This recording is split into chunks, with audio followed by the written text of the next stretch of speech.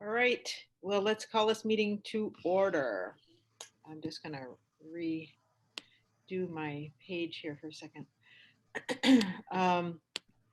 I would like to change the order of the agenda.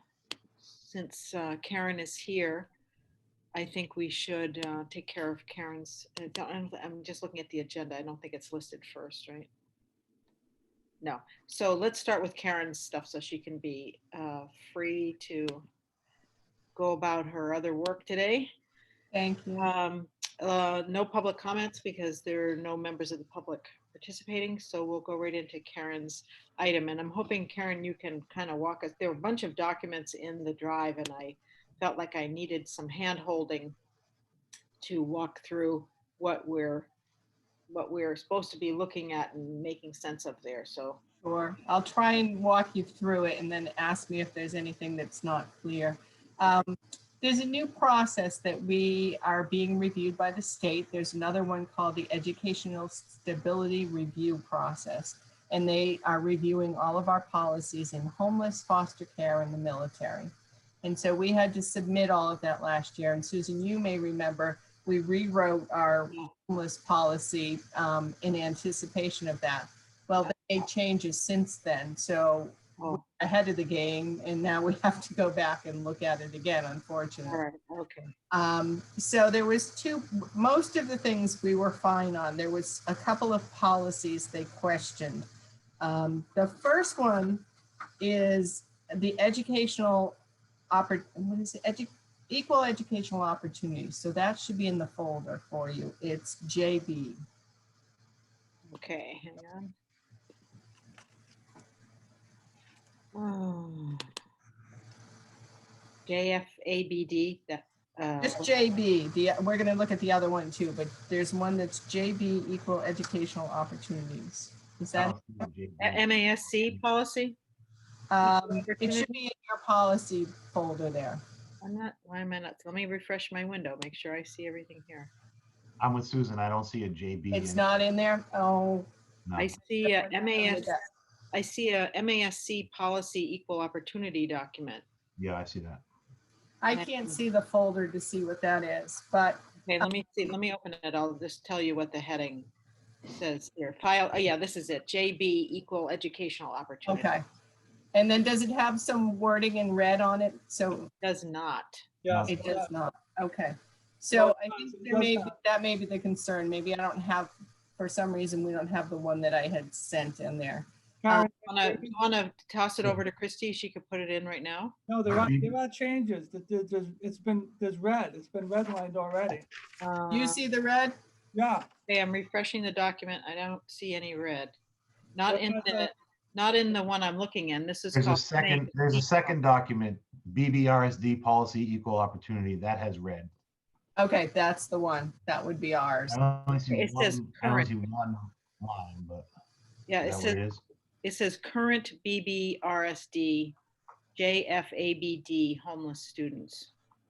There's the original policy, and then there's the policy. No, that's not it. That doesn't have red on it. There's a policy right behind it. Should have the red in it. Should have added military connected status, students in foster care. That's yes, okay. Yeah, Christy just gave me access to that, and so it's the BBRSD policy.equal. That's what it says. Yep, I have it. All right, wait a sec. I'm not with you yet. Okay. Hang on. Now I've got 12 documents open on my drive here. Okay, JB, I got it. Okay, BBRSD policy. I'm sorry, I tried to make it easy, and I think I made it more complicated. All right. Okay, so this particular policy, I think, is straightforward. What they said to us is we now need to make sure that we put in military connected status and students in foster care. Susan, you may remember foster care students used to be counted under homeless. They've now broken the two apart. So we have to specifically say foster care in there. Yeah. So those two things, I believe this policy is ready for your approval. It just needs those two words in it for the state. Military and foster care. Yes. Military connected status. And just as an editorial thing, military and foster are supposed to be capitalized? You know what? That's a mistake. Thank you. So neither of those are It capitalized? should be, I don't believe that they're titles, so no, they shouldn't Okay, be capitalized. I copied it from something on the state, so, yeah, no, right, thank you. okay. Well, that seems pretty straightforward. And so this is required by the state, right? Yes. Okay, I'm just making notes for that. Okay, got it.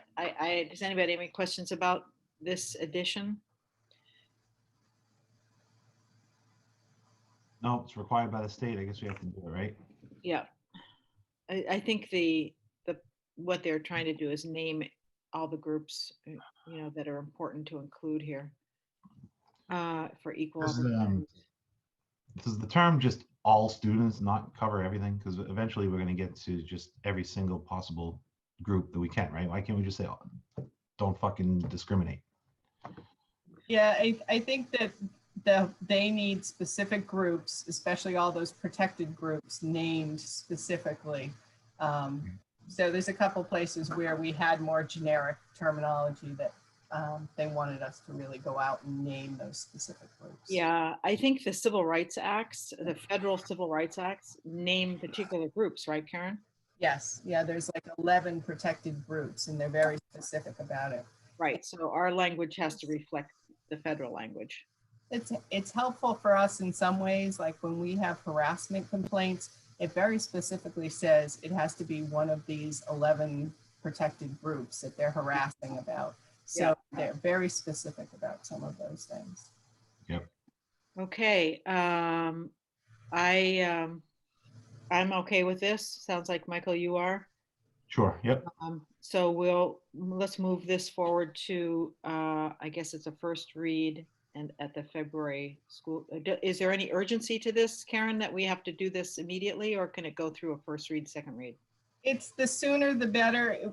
We're in the process of being reviewed, and we've said to them what they're asking us to do and get these things ready. They're not going to be ready in time, but if we can at least give them, this is our projected wording, I think we'll be okay. Okay, I think we can ask for an immediate vote on this since it's such a minor, a minor and state legislated revision. I think we can maybe push this through. We'll have to ask Jim. Okay, so we will, at slowest case, do a first and second read, but hopefully we can get a first read on this. So forward, hold Thank on. you. Okay, what's next? So the second one is JFABD, which is our homeless student policy. The current policy. Yes. Okay. Now, my version doesn't have any redlining. Am I looking at the right one?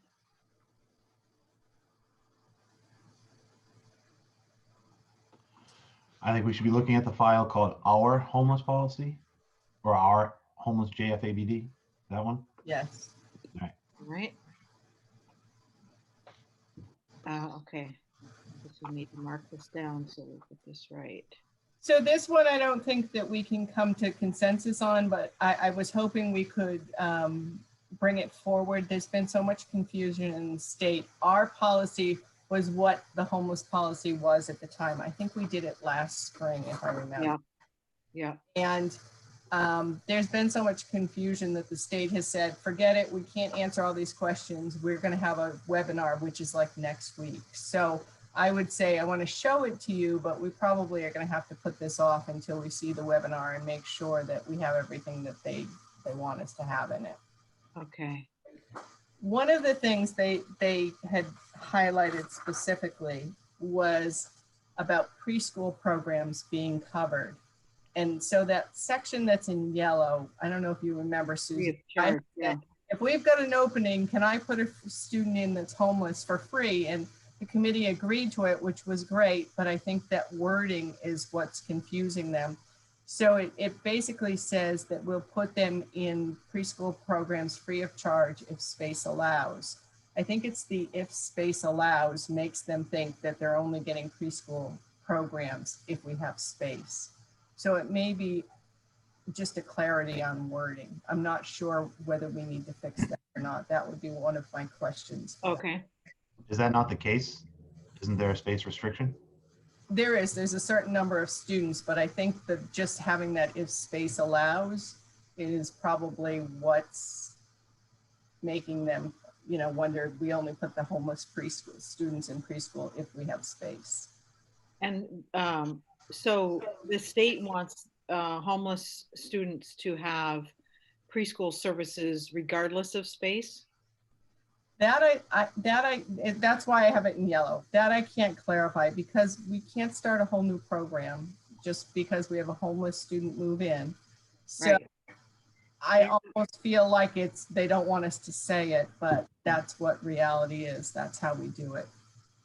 And the size is dictated by the state limitations, right? Right. There's only 15 students per class. Right. And regardless of how many assistants you might have in the class? Right.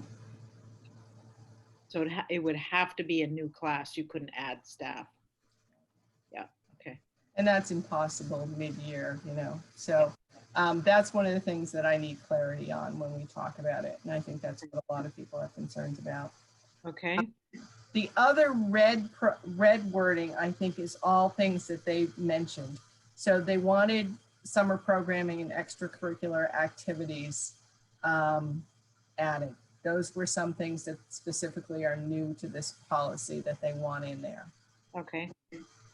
Down a little bit lower, they wanted us to talk about the school of origin being the receiving school. That's a change. It used to be if a student left Boylston Elementary, they didn't have a right to necessarily stay in Tohoto if they were homeless. So that's since changed apparently, and they can go to the next school in the district. They can go, vertically up the school system. Is that what you mean? Yeah. So for instance, we had a student who graduated 8th grade in Worcester and moved to a group home here in town, and Worcester would not let her stay because she would be going to a new school in Worcester. And so she had to come to Tohoto for her next school. And this has transportation implications, doesn't it? It does, big transportation. Not as big a deal for us anymore. The group home in town has closed. Oh. So that was a big source of our concern, but it closed last January. Okay, I didn't realize that. Okay. Yeah. How would this be treated? It sounds like this is treating a homeless student different than a non-homeless student, I guess would be the term. Yes, Why it's would- trying to keep them in their school of origin for sure. For stability, are you saying? Yeah, for stability. Why can't they just go to the school in the new town? State law, state rules, and in some cases they do. So we have had some students who have become homeless, and they've become homeless and then they're living in a group home in Springfield. It doesn't make any sense for us to have to bring them back to Boylston from Springfield every day. So they go on to that school in Springfield, but we have to make an individual decision with each family and with, all the other school district as well as to what's in their best interest. And so this is, Messy. so this red language here is saying that we don't get to make that decision anymore? That's all state regulations. That's what most of this is. For homeless students who complete the final grade levels served by a school district, this term school of origin shall also include the receiving school in the same school district educating students today. Okay. So it's just saying it doesn't cut off when they move from school to school within your district. Right. And that's a change. It had in the past. And that's a piece I want to get clarity about because that's new information, but that's what they sent to me. Yeah. So down below it says just about, I'm sorry, I'm reading as I'm talking. That's okay. Take your time.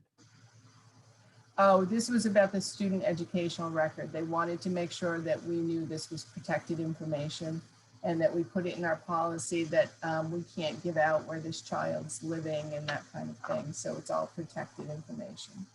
Can we give out that information for students who aren't homeless? Directory information. So Jeff may be able to explain this better than I do, but I know like if there are recruiters and things, we can give out some directory information. But That's all we give out. what was that? So like recruiters That's for all like, we give out. Even to recruiters, we just give out directory information, so. so like a recruiter for like a college scholarship or something like that? We So won't give any other information. The What's difference there is that's all we can give out. So they're really saying here, we treat the homeless student like a student who lives in town as an art student. So we wouldn't give out any personal information on one of our students.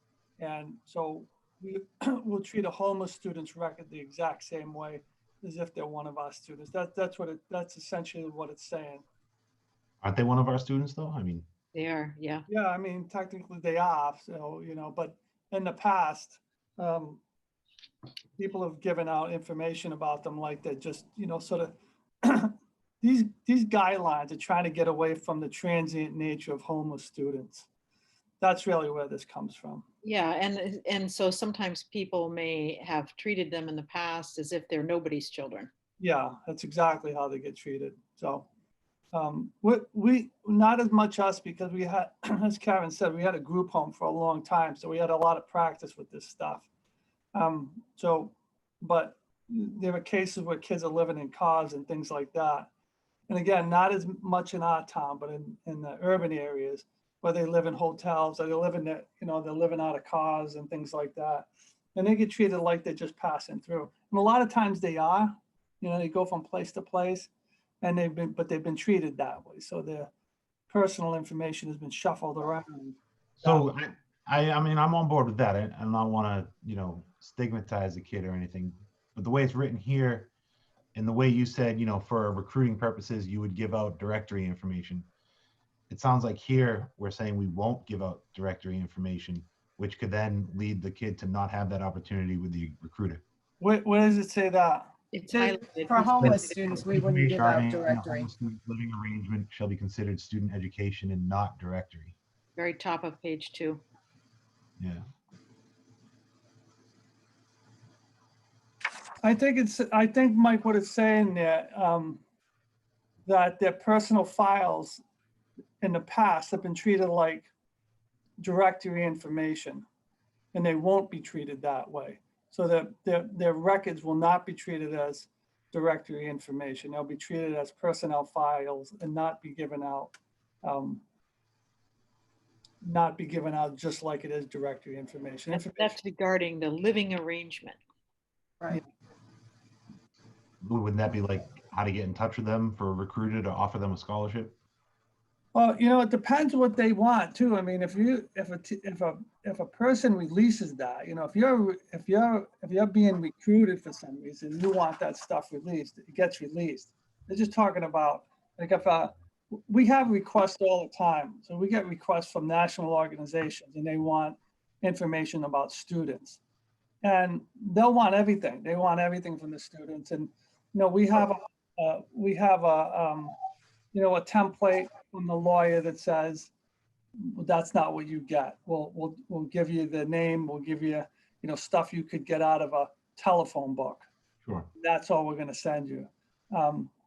However, if a kid's being recruited, like a sports kid, they could say, well, I want all my information. If you get a request and they want to know everything about, they want my grades, they want all of that, I want all of that released. In that case, we will. But this refers to, I think it does at least, we get requests all the time from organizations who want to know everything about these kids, probably 2-3 times a year at least. We get it on faculty too. They want to know everything about them. They want stuff in their personal files. And we have to send them these letters that say, well, you can't have that. We'll tell you who they are. We'll tell you what grade they teach. Anything you could get in a public record, that's what we'll send you. And then, we'll say stuff like, but you have to pay a copying fee. And Yeah, that- I'm not worried about the fee or anything. What I'm worried about is if a kid's in a homeless situation, they're probably, their home life isn't that great to begin with. They might not have the support. They might not know enough to know that they're even getting recruited or that there are even opportunities for them to get recruited. If we can't give a recruiter even information on how to get in touch with the kid, it sounds like the way this reads to me is that this is actually unintended consequence is going to be denying an opportunity for a kid. The way it reads. How are you reading that? Information regarding a homeless student's living arrangement shall be considered a student education record and not directory information. Sounds like you can't let them know how to get in touch with them. I think it's more about we can't let them know where they're living. So if we have a child living in Yeah, a, how to get in touch with them. we can't say to a college, this kid's living in a hotel over here. We can say to them, we'll get in touch with the child, and if he wants to get in touch with you, we'll give him the contact information. But it could actually ruin some kids' opportunities if people are saying he's living in a hotel, or he's living in a car, or he's, he has no parent, he's living on his own. Those could go against him. So what they're saying is that we need to protect that information. It doesn't mean that we cut off all channels. There's oftentimes a recruiter will ask guidance to be in touch with the student, and the student then has to get in touch with the recruiter. But it's more that we just can't release that information. That makes sense to you, Mike? I mean, it makes sense, but I still think that the two types of student populations are having different advantages over the other. But Yeah, I mean, I think there are protected classes of students and people broadly by state and federal regulation. And this is one of those classes of students that the state puts special protections around. So it will look different. This, and for special needs students, there are other classes of students who have special arrangements to protect them from, historical abuses or oversight. So we will see some different times. Yeah. Mike, if we have a kid, we take this stuff and like these kind of cases on an individual basis. We're not going to send out a record that says, Mike lives at this address, Susan lives at this address, Jeff lives homeless. We want, those kind of things send up a flag for us, and we deal with them separately. We don't have that many that we're going to treat their living arrangement, just like it says here, as a student educational record, which we wouldn't give out, and not as like a directory that we would normally give out. So in that case, if something has to get done, if it's done for a purpose, if someone wants that for a very specific purpose because they're offering that student an opportunity, we would get in touch with them. Lots of times it's not that. They just want directories of everybody in the school or every single teacher. And so we're not just going to give out the record like that and then list them as homeless. If somebody wants their address for a very particular reason, if you got a kid who's being recruited, they came from another town and they played basketball, let's say. Now they're living in a car in Boylston. We're going to treat that individual. We get that when we get that record. We're going to deal with that on an individual basis. We're not going to just say, well, we can't say anything about it, so we're just going to skip over that. We're going to delete it. We deal with those individually. So. okay, I just want to make sure because that's when I read it. That's what I thought. Yep. Yeah, it's good questions. Yeah, it's a good question. What we're doing. All right, let's move on then to the Okay. next two paragraphs down. So the next red one, they had said specifically that they wanted us to have in there that students who are sheltered or within the district, that will transport them to their school of origin. I thought the first line said that, but I guess it wasn't specific enough. Yeah, it sounds like. So that's another one I kind of have a question on. Like, is it, do we need that there, really? Yeah, I mean, it seems like somewhere we should have defined homeless students as including students who are sheltered or temporarily residing somewhere. Yeah. Somewhere else that should have been defined, and then you wouldn't need to say that here. When it comes to transportation, how are we treating homeless students with all this remote schooling?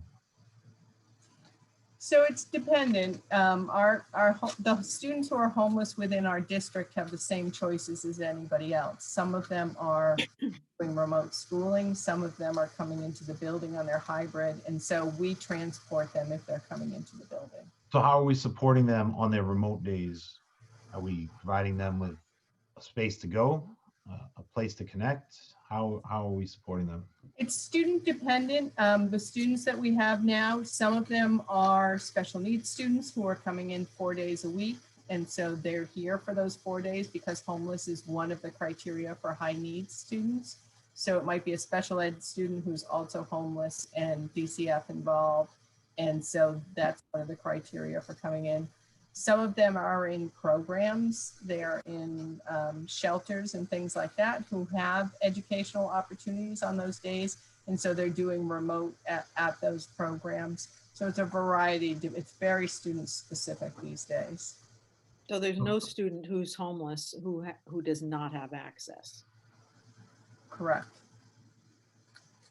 So if a student is just in the regular hybrid program, not a otherwise special needs student, on their remote days, we're giving them something, either bringing them to a shelter or bringing them to a daycare or something where they can do the remote work with the rest of their class, with the rest of their cohort. So we don't have anybody in that situation right now, but what we do is we look at it individually. And if we can bring that student in for 4 days, we might offer to bring them in for 4 days if we felt like they needed a safe place to be. If that wasn't a possibility, if they had someplace, many of the homeless shelters have day programs that they've started specifically this year. They didn't do it in the past, but some of these students have some services, and then we do remote at those places. So if they're in for 4 days, are they in a separate group than the current cohorts? No, If they're in 4 days, they're in the regular classes with both the A cohort and the B cohort. And they're So they're just getting within their class. repeated each week? What's that? So they would just effectively get 2 days of school a week, but repeated? So like they'd be in school Monday, Tuesday, but then they'd be in school Thursday, Friday, getting the same instruction that they got on Monday, Tuesday? No, because what happens is they're in school 2 days a week doing their in-person days. The other 2 days, their group is moving forward. So they're doing the remote work, but they're still in the classroom with teacher support to help them do that remote work. So they may be at their desk doing their remote work, but there's people available to them. So they're not in, like if they're in cohort A, then on Thursday, Friday, they're not in the classroom of cohort B, they're in a separate classroom? They're in the classroom physically, but they're doing the work of cohort A. Is that not a disruption for them? It's really not. I mean, we're talking about 2 or 3 special needs students.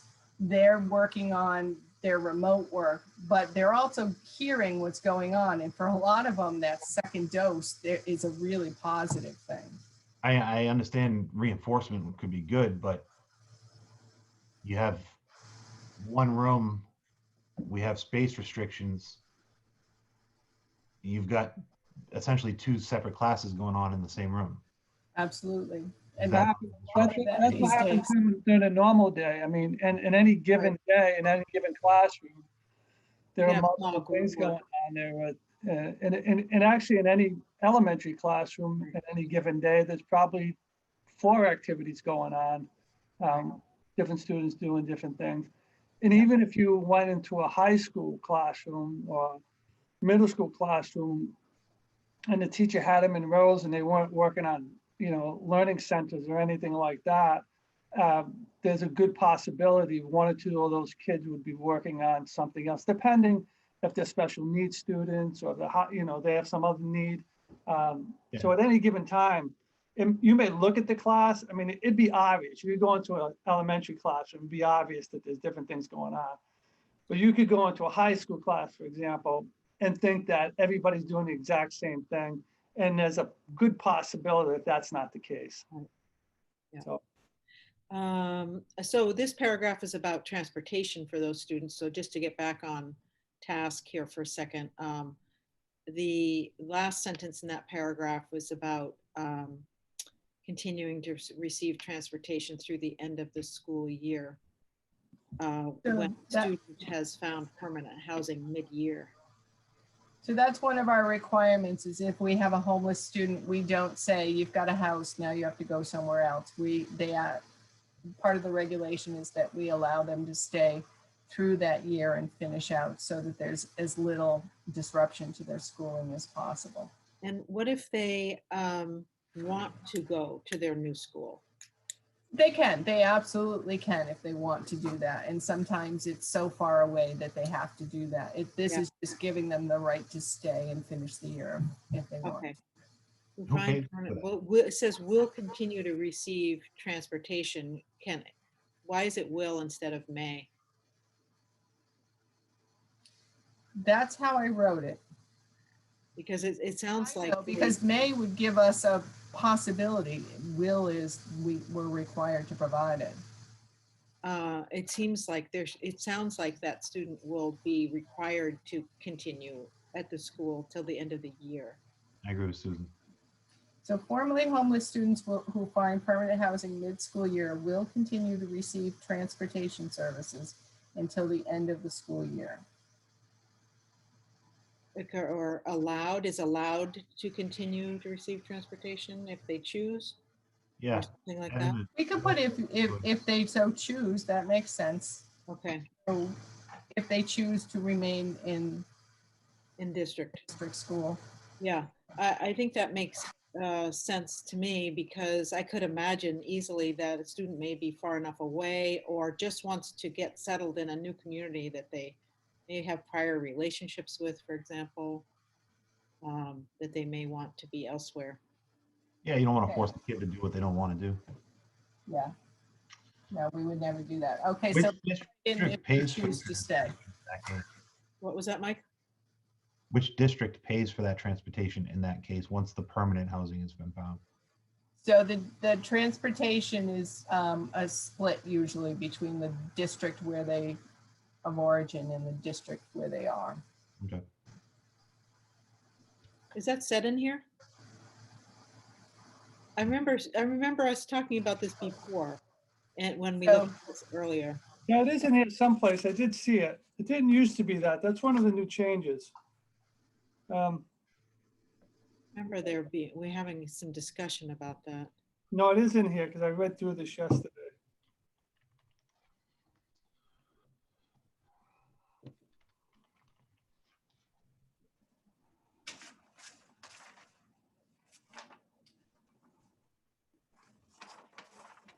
Yes, the sentence right before the one we're talking about, actually. Yeah, the districts will coordinate. Yeah. or divide equally. Okay, good. All right, good. Okay, so as I understand it, Karen, we have one modification that we're suggesting, but you're going to run this all by. You have a bunch of questions to take to the state to ask about. Yeah, Is so this I'd like you to definite? just hang on to this until, I don't think it's ready to really vote. Is this Desi? Yeah. Okay. Okay, so this will come back at our next meeting. So we should, that webinar is happening soon, you said, right? Next week, yes. So we should schedule some policy meeting again to come back and put a wrap on this. That would be Okay. great. All right, is there anything else in the folder? That's all I had. All right, that's great. Glad to have that done. So we'll bring one forward and wait on the next one till our next meeting. Thank you. I'll leave then if there's no questions. Yep, that's it. Thank you very much. Take care, everybody. Bye. All right, so one question I didn't discuss with you ahead of time, Mike, but in the past, when Cliff was on the committee, he was clerk. So I'm wondering if I can, do I have to, I think this is an appointment, but appoint you as clerk for the committee, which would involve taking minutes in the future, not today, but in the future, taking minutes and submitting them to Sure. Christie for approval each month in the school committee cycle. Sure. Okay, all right, so I'll appoint you as clerk, and starting with taking minutes at the next meeting. Next meeting. Okay. Yeah, and what I do basically is copy the agenda and type notes right into the agenda. Okay. And then it might be a good idea to look at a couple of earlier minutes posted to see the level of whatever level of detail is there. Okay. Because I think, we don't typically represent all the details of a conversation, all the questions, or, that level of detail. We reflect major issues and decisions that the committee is making. Sure. Okay, that's great. If you have questions about that, you can let me know. All right, so let's go to what was originally number 1 on the agenda, which was what to do when school committee members leave midterm or come midterm. And I just put some language on the table only to get the conversation started. So let me see if I get that open.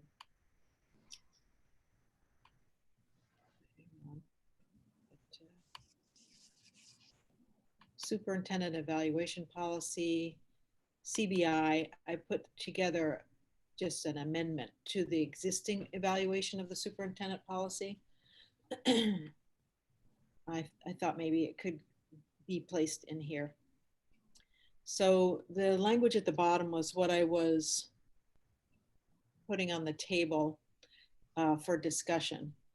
So what I was trying to address was people who are entering the school committee mid-cycle and people who are leaving mid-cycle. Mhm. And I know that I had sent this to Jim ahead of time and asked if he would run it by Russ to get his feedback before we met, but I have not heard from Jim. So whatever we discuss or suggest today, we'll go back to Jim to take to Russ. I know that Russ and Dorothy Presser at MASC have often pretty opposing perspectives on this issue, on a number of evaluation issues, actually.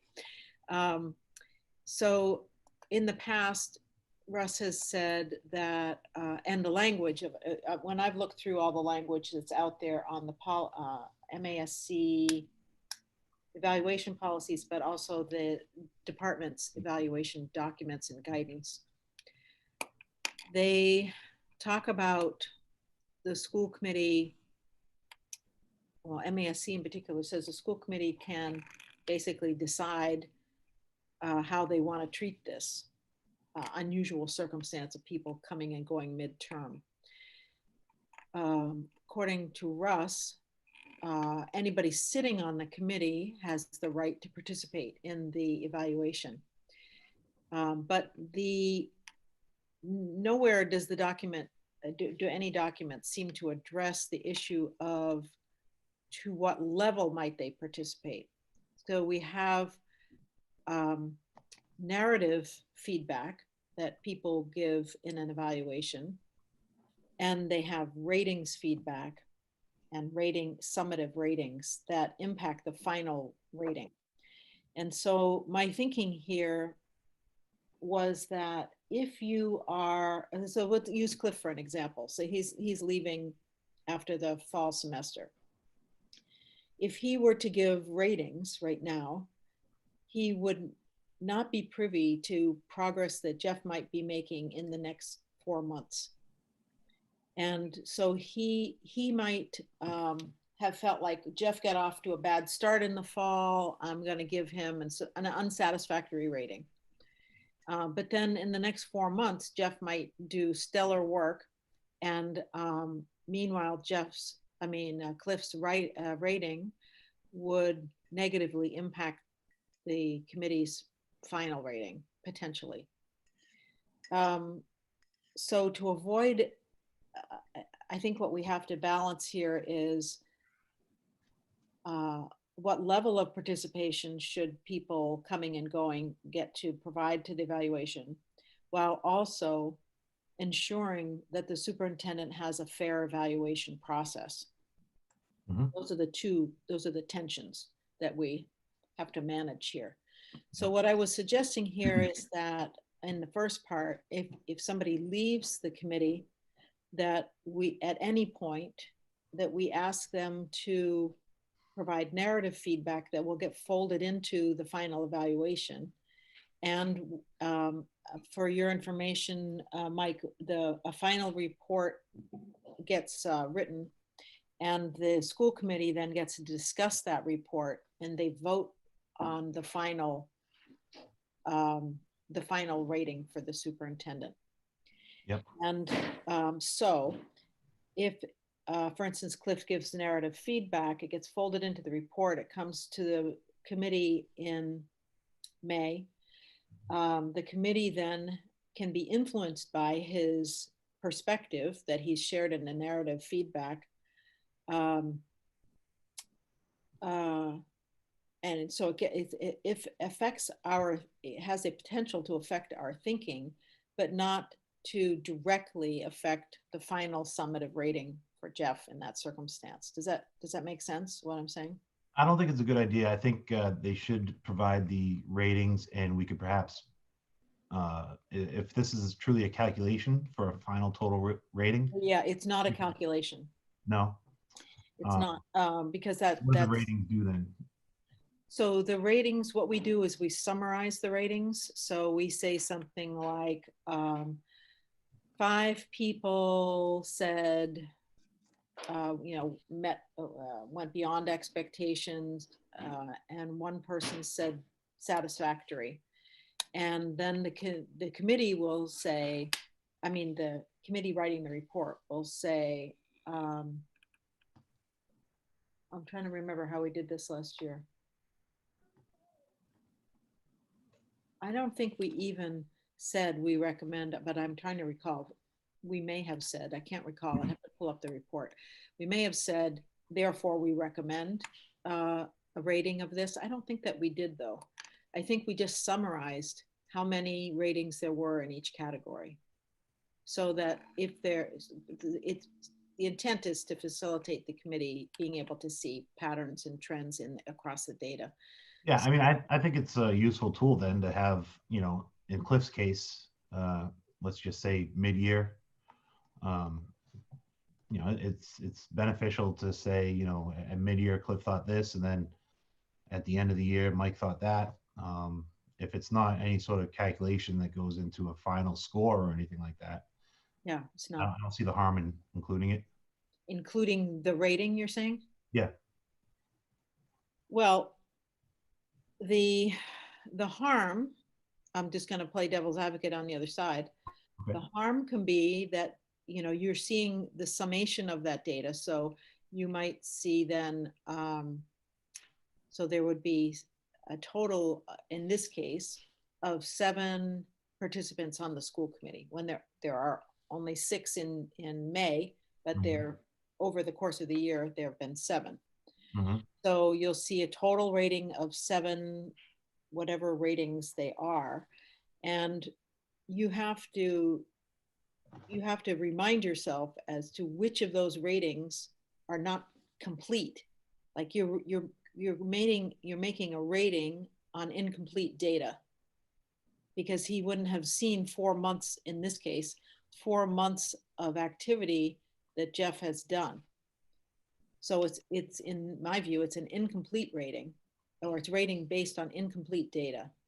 We And could say the same would fit for the narrative written comments, though.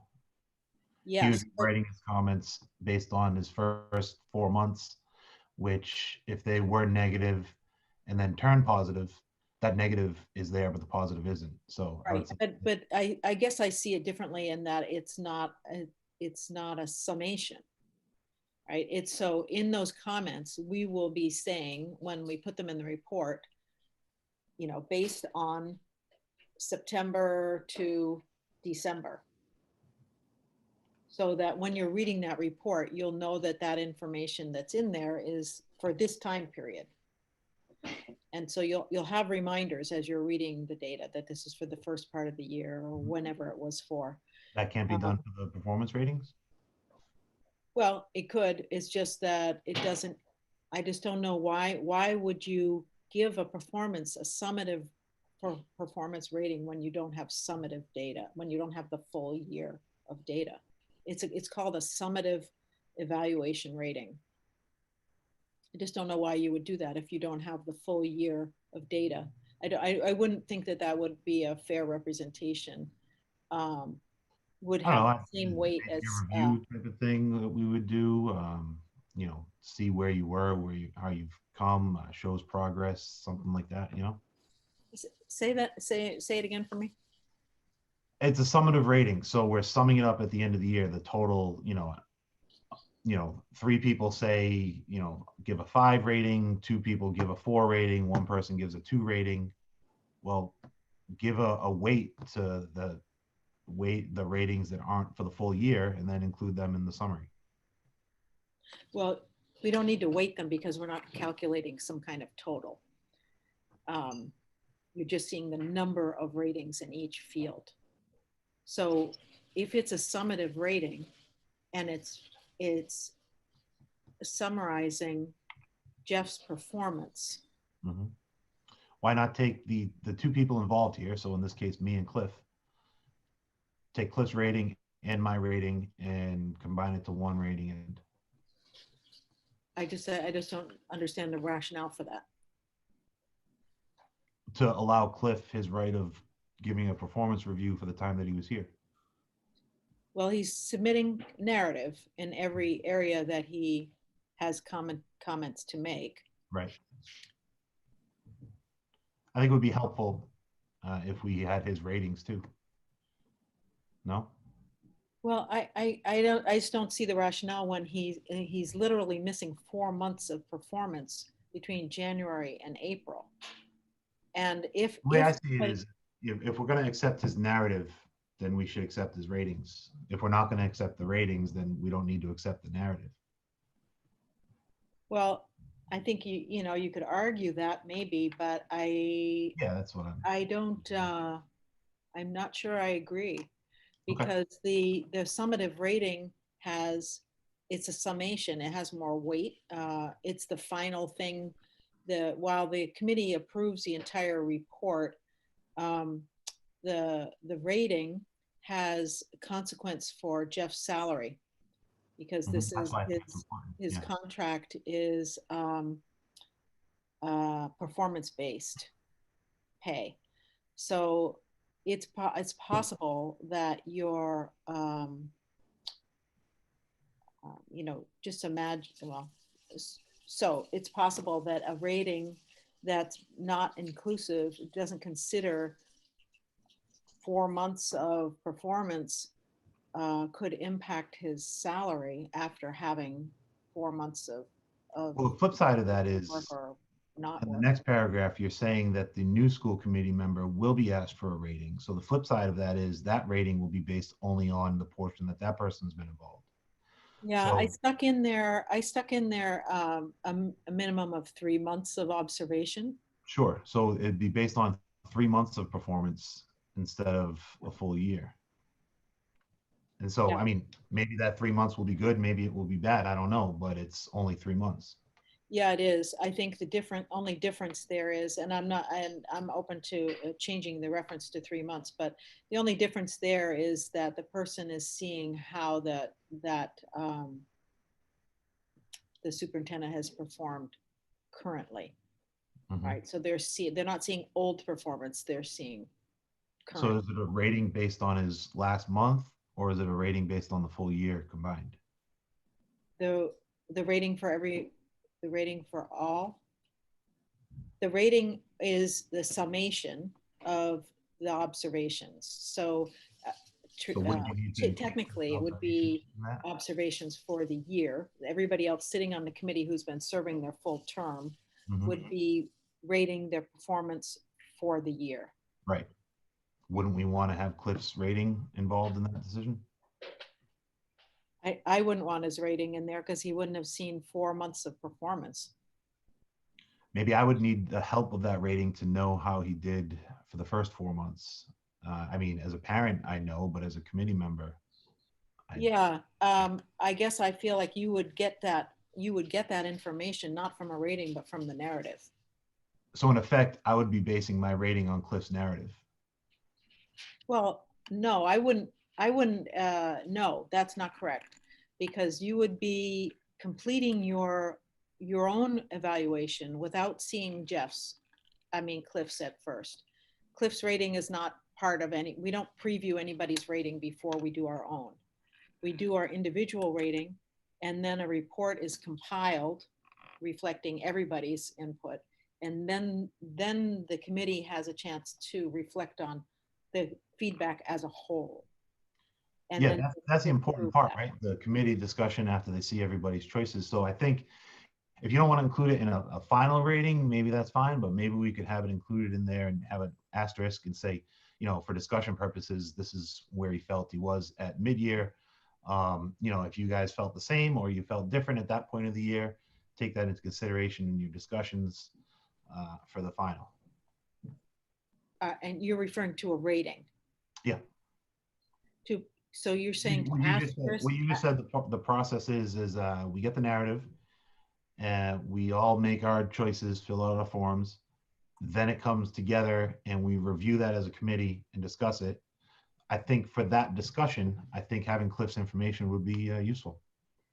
His rating at mid-year or Yeah. after, whatever. And if we want to put an asterisk on it, hey, this rating is from a member who left mid-year. Take it for what it's worth. You know, that's fine. But I think we should get it from him. It's information. You know, you can never have too much information, right? We've got to follow the data and the science, right? Okay.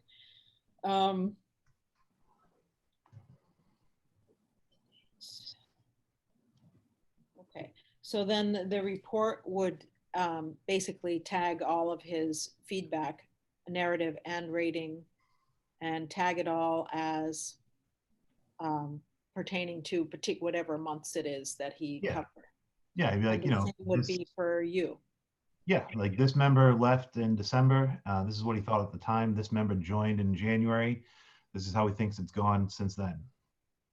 Okay, so in this language, then we would Summative say, rating will be solicited and noted that is for you know, in this case mid-year, but how do you write that generally? Yeah, So I think we can take this language, sort of combine this here. So Yeah. if a school committee member steps down, I'm just writing because we have to capture this before the end. Yeah, it's written right in the document there. You want me to change it? I know, but it's not, I don't think I have editing rights in this document. No. I've done this before and I Looks thought like I I did. saved it and then it didn't save. So I'm a little nervous about that. Before Christy, are you available? I'm here, Susan. Okay, is this document, can I edit in this document or? Let me get in there and see. It looks like I have editing. I don't know if it's saved, so Mike, let's see. I did. Yeah, mine's saved. You want me to write it in for you? Hang on one second, just gonna make sure Christy's got the permissions, is that right? Okay, Susan, give it a try, refresh and then give it a try now. Okay. All right. Yeah, see, when I refreshed the page, Mike, yours disappeared. Okay, I just deleted it. Oh, all right. All right. If a school committee member steps down before the end of the superintendent's evaluation cycle, and I think we add right here, or a member is appointed midterm.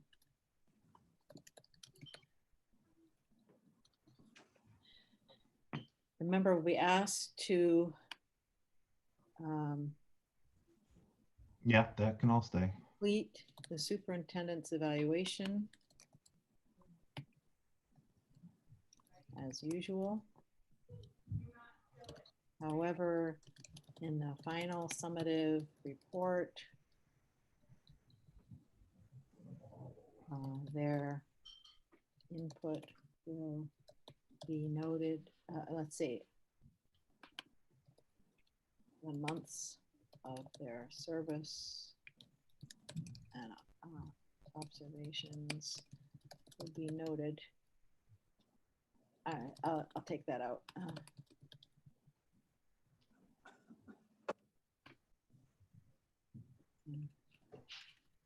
The months of their service and observation will be noted in the final report for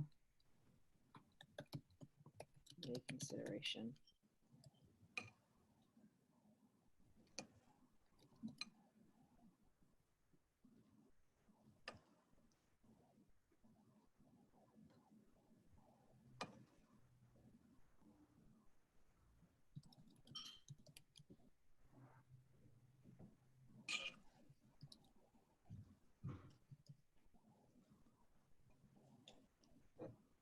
I'm not saying this right. Fine, consideration.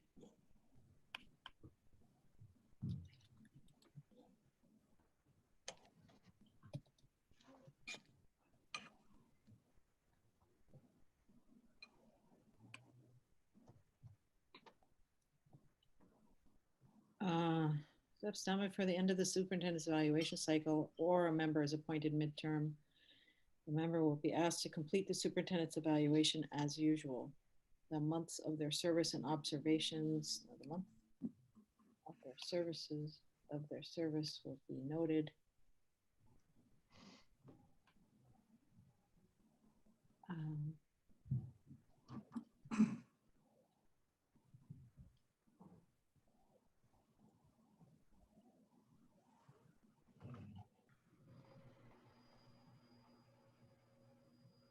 Sure. Jeff, what do you think of that? Can you read it back to me? I just got my hard copy in front of me. Okay, it still seems wordy, but if a school committee member steps down before the end of the superintendent's evaluation cycle, or a member is appointed midterm, the member will be asked to complete the superintendent's evaluation as usual. The months of their service will be noted on their input in the final report for committee consideration prior to their vote on the final summative report, prior to the committee's vote on the final summative report. Yeah, that's okay. I mean, you know, one of the things that gets lost here is the discussion piece. You know, that if somebody's not there, there's no room to For them to no room clarify. to discuss with them. And you know, you, for example, you know, Cliff, you might interpret it one way, what he was thinking, Yeah, things he said in the past. Mike Right. doesn't have that, you know, and also he's never had a conversation with Cliff, so he might interpret that stuff the other way. So that person not being there, it limits the understanding. discussion. Yeah. I agree with Mike that it's, you know, any data is good data. If you, it depends how it gets interpreted, but I mean, I don't think you can have too little. But I think that's the thing that gets missed out. I know you know, our committee in particular has a lot of discussions around a lot of topics and this one too. So I think that's the piece that gets lost here. I don't know how you get it back. But you know, You don't, and I think that means that the responsibility of the committee in the final discussion is looking for, in particular, looking for patterns and trends across the data. Yeah. Their final vote should reflect primarily the patterns and trends across the data. So one, you know, if there's only one person, if there's a lot of turnover in the committee in a given year, which, you know, can't discount happening, you've got a bunch of patchwork. You know, this person saw this part of the performance, this person saw this part, this person saw that part. You get a lot of patchwork information that you're trying to make sense of. But The flip side of that is the people on the committee at the time of the decision only have very little to go on. yeah, Yeah. well, potentially, yeah. So it gives you more, but I agree with you, Jeff, you don't get clarification and there's a lot of interpretation going on. Does the clarification not come from his narrative part? Like, is there not a narrative? Well, it depends how much they expound, right? So if they're not really unpacking or providing good, clear evidence to support what they're saying, then you're interpreting anyway, but it depends how much they give you and how Yeah. clear they are in their writing of Mhm. that. I mean, it's possible to say, we'd invite that person back into the meeting, but they can't be voting, and they shouldn't be swaying the school committee at that point if they've missed 4 more months of performance either. So I think that we'd have to live with their whatever input they are able to put on the page. Yeah, I think we should. Yeah. Whatever they say at the time, and just hopefully that they give some detail and Right.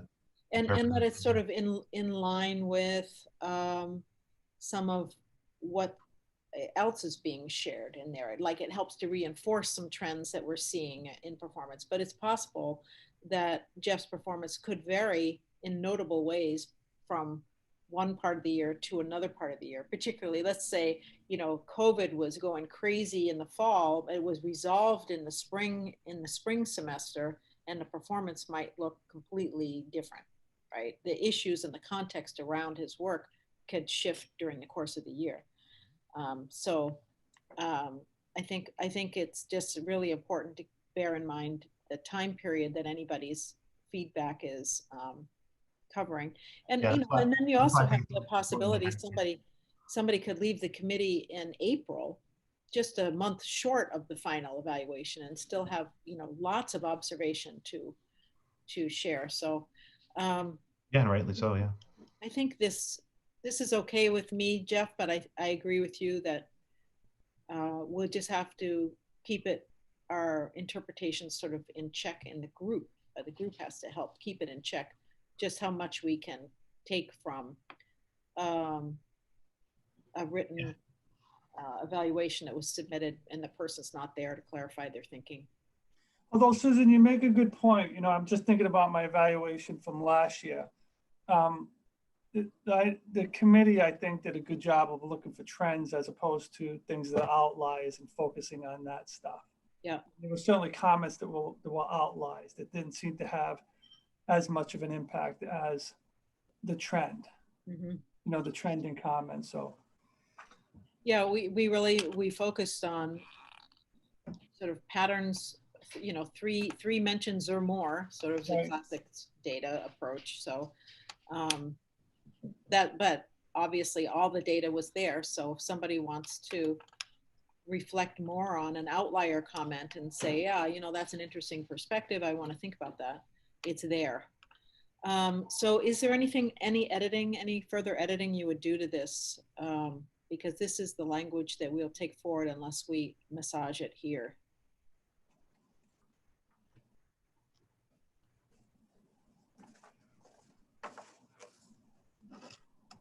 Is that to me? No. I think instead of as usual, we could say in full. Okay. The months of their on their input, with their input in the final report for committee consideration prior to the committee's vote on the final summative evaluation.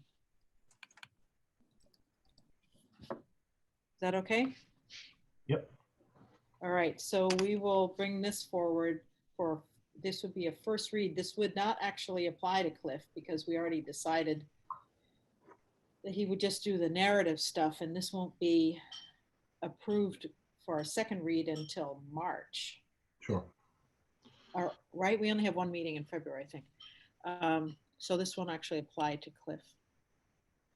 All right. Hey, Susan, before we get to the next item, the last item, right? I just had some general questions about this particular committee. Yeah. So we're here discussing existing policies. Do we also produce new policies? Yes, from scratch. Yeah. I think I'm trying to recall whether we've actually ever done that. Well, I'm sure we probably allowed? have in some way. Most of the policy recommendations get, most of the policy language comes through MASC. And because they stay on top of what the issues are out there and what, how the legislation changes and so on that may stimulate certain kinds of policy. But it's also policy for the committee to follow, right? Or is Policy it for the committee to or is follow. this only purpose to discuss policies proposed by the state? No. It's policies that are needed in the district. Okay, I'd like to ask for a couple new policies. Okay, so what I'm going to ask is that I'm going to cycle back to that at the end of this meeting, and All I right. want you to note them, but we have to put them on the agenda for next. We can't discuss them today because they're not on the agenda. All right, we've Mike, got I- about 20 minutes left, so we can go forward. Mike, as a general rule, Yeah, school committees make policy and the superintendent and the school district enforces that policy. yep. That's That's my how it understanding. works. It could come from me. I could recommend to the school committee to have such and such a policy because we're seeing this in the schools. Most of the time, back to what Susan was saying, there are hundreds of policies. We have, the book is this thick. Sure. And so you could usually go in there. First thing, like if I want to, if there's something I'm thinking about, the first thing I'll say is, Christy, can you go see if you can find a policy related to X? And then see if there's something in there like that already. Because sometimes, as Susan mentioned, a lot of these policies, they don't come to light until you're thinking about them or until they have to be enforced. And then you go back and read them. So All right. Yeah, that was my understanding. Okay. Okay, all right, let's go on to EBC supplement. Yeah. So I was talking to Jeff one day, and we were talking about so this EBC supplement, Mike, was created specifically Yeah. on COVID and trying to ensure that the superintendent in particular could be somewhat nimble in making decisions to respond to the circumstances that arise Sure. through this pandemic. And we were talking about, when it ends, and the original language was whenever the government said it's no longer a state of emergency, the policy would end. Mhm. But then I was thinking about how, well, that may not be the right timing for us. Jeff may need a transition period, for example, to bring some of these policies he's put in place into motion, clean things up before we end it. It seems like the decision is when this would end should be local. Yes. So what I propose, the original language that's pertinent to this is such suspension of policy shall expire upon the end of the emergency as declared by the governor. Yep. So what I'm proposing is shall expire upon a vote of the school committee following the end of the emergency as declared by the governor. So the governor says, we don't need this anymore, basically, we're done with the pandemic. And then Jeff basically brings it back to the school committee for vote saying, okay, we're ready to end this.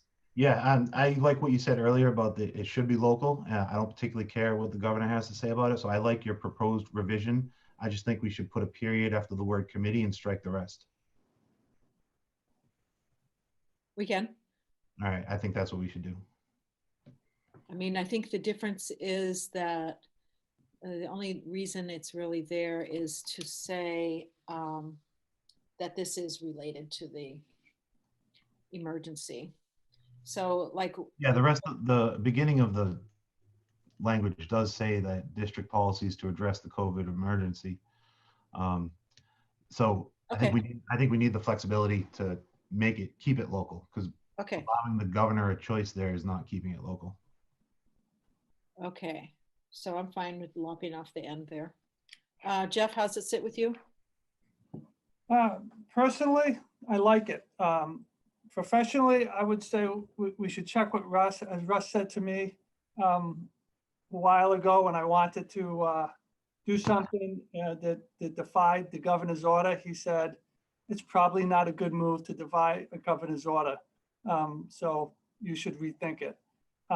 So you mean if you wanted to end this policy before the governor ended the? Well, let's say let's say, when the governor wanted to close schools, right?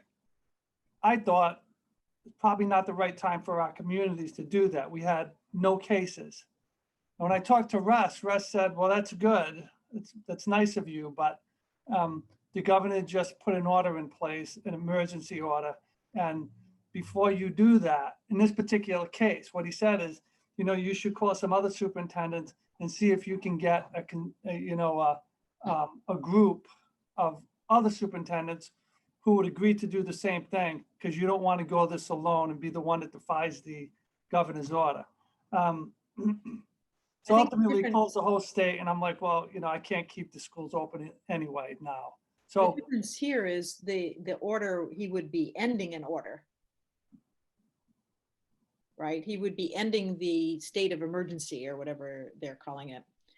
Right? So I'm not sure why, but we can run, actually, I should have said that for the prior. okay, so what I'm saying is, so if the governor doesn't end it, you want to, as a school committee, do it anyway. Is that what you're saying? I see what you're That's saying. keeping it local, right? But if he, again, personally, I feel the same way. I think these things ought to be local. But again, I've talked to Russ about these just to save my license. And his advice was, you can do it sometime. You can argue that he doesn't have a constitutional right to do this or that, but it's not a good move sometimes. So if we're going to do that, I think the school committee should probably at least check with Russ and say, can we take that out? I think the school committee, I mean, doing it this way gives the school committee that flexibility. It would still be a vote anyway by the school committee, so it would still have to be a majority vote. All those arguments could be brought up before the vote. This is just saying that, listen, if we want to amend one of these policies, we don't necessarily need the governor's permission, because the governor has also stated that we should be in schools. So, I mean, Well, there's in no this clear case- direction coming from the governor. So if he's leaving it to the local school committee, then it should be with the local school committee. Okay, I think that there is no harm in soliciting input from Russ, and we need to do that on the prior one too. So before we can bring it to February, to even a first read, we should get Russ's feedback on both the evaluation one and this one. Can we And- bring it for February and ask for his input before then? I mean, it's over Yes, 2 weeks yes, away. ask for his input now in preparation for this going forward in February. Okay. If Russ comes back and says, no, you shouldn't do that, or I think this language or that language should be there, we may have to meet again before we can take it to the committee. Yeah, and if he does say that, I'd like to meet before that February meeting, because there is a sense of urgency here, Susan. We're running out of time this school year that's being lost for these kids, and I don't want to have this drag into another school year to make it 3 years in a row where we've lost and not. We're not Provided. losing anything here. And this commit on this Well, policy. I think there's a time-sensitive thing here, so I would just like to push it as fast as possible. Yeah, I think we're safe on this one, Mike, because this, I don't think the governor is going to declare tomorrow that. No, I don't think he is. That's why I think we need this, so it doesn't bleed into next year. Yeah, it won't bleed into next year. We definitely won't let it bleed into next year. I'm not as convinced as you are on that. Yeah, well, I don't know what you're basing that on.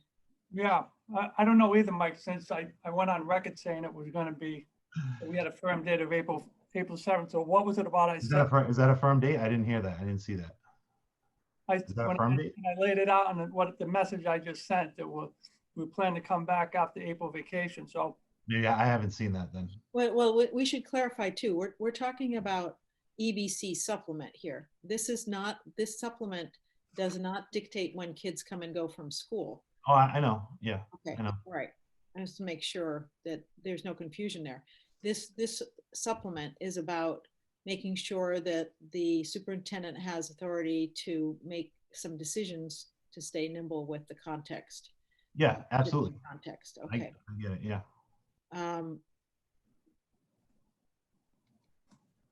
Okay, so we're gonna check with Russ if Russ has any changes, we will, when is our February meeting? The 6th, I believe. Just want to look at the calendar for a second here. The 9th, sorry. This is the 21st. Okay. You know, it depends how quickly he gets back to us and how quickly Jim gets it to him. If it's possible to schedule another quick meeting beforehand to resolve anything like that, to move it forward, I'm happy to schedule that. It depends on the timing of the response.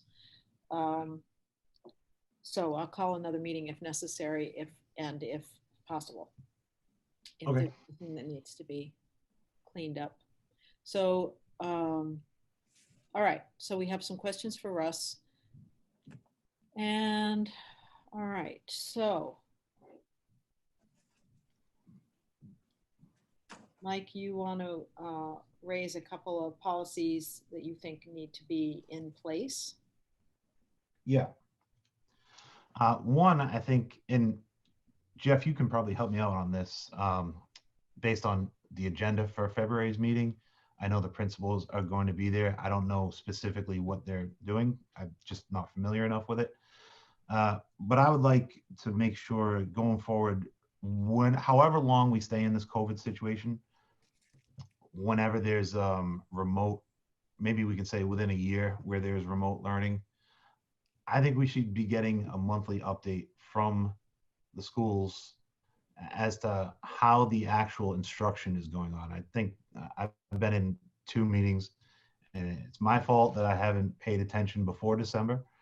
But in the 2 that I've seen so far, there's been almost no discussion about the education as a district that we're providing. So long as we're in a remote situation in any capacity, I'd like to have a monthly update from the schools as to how that is going, how the kids are doing, and this is not just assessment scores or anything like that, but how the teachers are doing, what their, whatever you want to call it, what their stress levels are, what their, the ability to handle the situation, the progress that they're Let me just making. interrupt for 1 second. Why do you think this is a policy issue? I think it should be a policy if we're going to stay in this environment of having remote learning, that the committee just get without asking an update every month. I think You know, that's, it I seems don't. like we could put an I'm not agenda sure. item on, but that doesn't seem like it's working. So I think we need a policy that we get a report monthly on how we're doing. How far behind are we in teaching the curriculum? Are we on pace with it compared to a normal year? Are we ahead? Are we behind? How's that going to affect the graduating seniors? How's that going to affect people? I understand forward where to grade? the kind of information that you're seeking. Yeah. We have had some of that information during this year, prior meetings. Yep. I don't see that as a policy issue. I see that as a request to superintendent that you'd like information about something. And in my experience, Jeff has been, or other leadership team members, have been responsive when we've wanted information. I mean, we all got that email earlier this week. I think it shows that parents don't agree with that. Agree with what? That we've been responsive in providing that information. Providing I information. know as a parent, that's specifically why I jumped on this position on the committee when it was available, is because I didn't feel that I was getting that information. Okay, that's fine. But what I'm saying is that I don't see that as a policy issue. I see that as a request of the administration to provide. Well, I would agree with you. I would agree with you typically, but several requests have been made and it really hasn't seemed to gain traction. So I think we need to be a little more official with it. Yeah, I don't see that as policy though. This is a particular environment. You're asking for particular information, both to you as a school committee member and to the public. Yep. And you're basing that on certain kinds of input from the public. I just think that's a conversation and a request to the superintendent, not a policy issue. Right. Jeff, I'll make that request, but I thought it was a policy issue. Yeah, I don't see it as a policy issue either. I see it as, if you make a request that you want specific information, we've never not provided it. So I'm not sure. I'll do that. I'm not sure what you're referring to as far as, we get requests from the school committee and we we, we, we, we, you know, we honor every request that's made. All right. So I don't know, you know, I get parents who tell me, you're giving too much. I can't read it all. I get parents that say, you know, you don't give enough. And I get parents that say, mostly, you don't give me what I want. Well, I mean, that's just the way that goes. And, Yeah. you know, you clearly want a certain thing, Mike, and that's okay. But I All right, don't I'll see make that. that And request. if you want to request something from us, because also I think that month from month it might change. So you might want something this month that's not relevant to you next month as a committee member. So if you just ask for it during the school committee, can you provide this?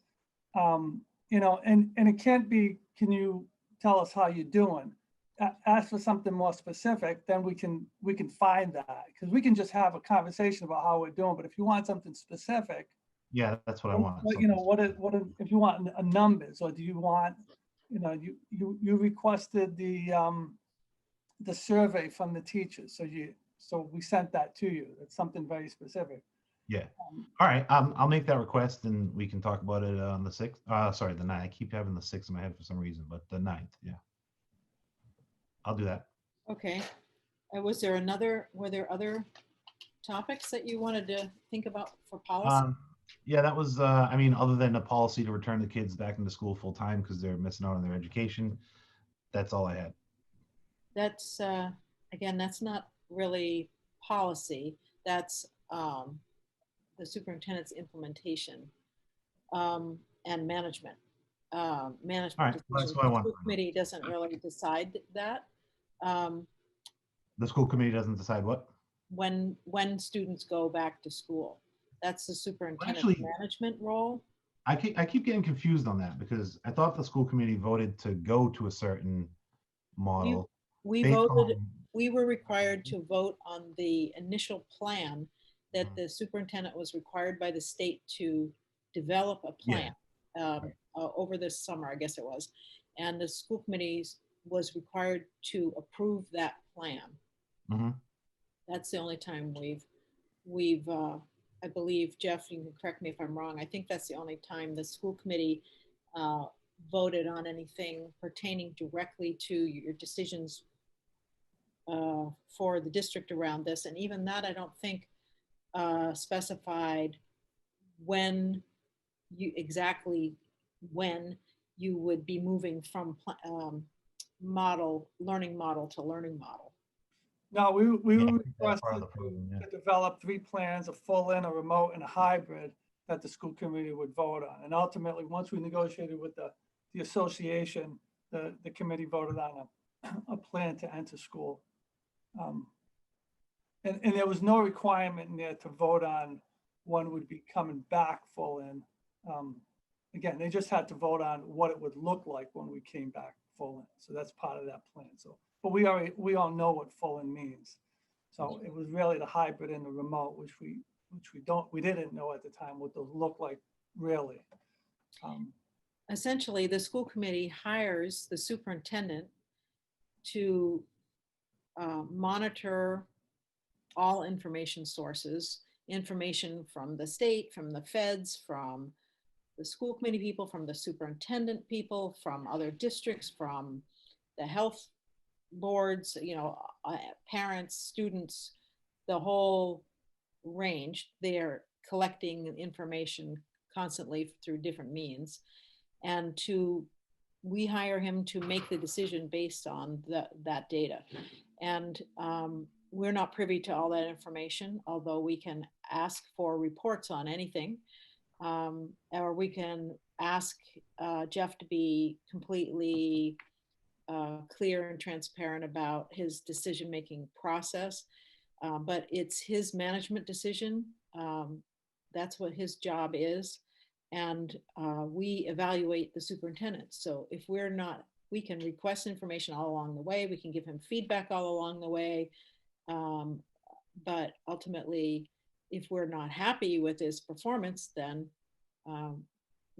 his performance is evaluated in the spring, and then yeah, I do have to jump off in 2 minutes, but I think there is some confusion about that in the community, Susan. I think parents are a little confused as to who's responsible for what. I think Jeff's letter last week maybe put some more clarification on that, but I'll just make a request for some more clarity going forward. Okay. Sounds good. Well, I think Jeff is hearing you now. Yeah, I'll officially do it in writing. Oh, yeah, I don't know that that's necessary, but Okay. it's up to you. Oh, it'd probably be easier to clarify what I'm looking for. Mike, you know, it's not, if you want to talk separately about this, I'll be more than happy to do it, but I can tell you that, you know, having a conversation with me and not surprising me in a meeting or any other superintendent will go a lot further to solving problems than. Yeah, I know. We've talked about that before. I do have to jump off in a minute, so I will reach out to you, Jeff. And I will also say, Mike, if you have other issues that you want to bring up to policy, you know, you can give me a call. Yeah, Just I let me will. know what those are and we can get them on an agenda if needed. Thank you. So thank you for your time today. I'm off to send some of this stuff to Russ, and then if you don't hear from me, it's coming forward. And if you do hear from me, we're scheduling another meeting or figuring out when the next one will be. Actually, Christy will probably be in touch with you another meeting anyway, because we have that one that Karen talked about first that has to Yep. come back to committee. So, No all problem. right. Thank you for your time today. Have a good day, and we will talk soon. Thank you. Thanks, Be everybody. adjourned.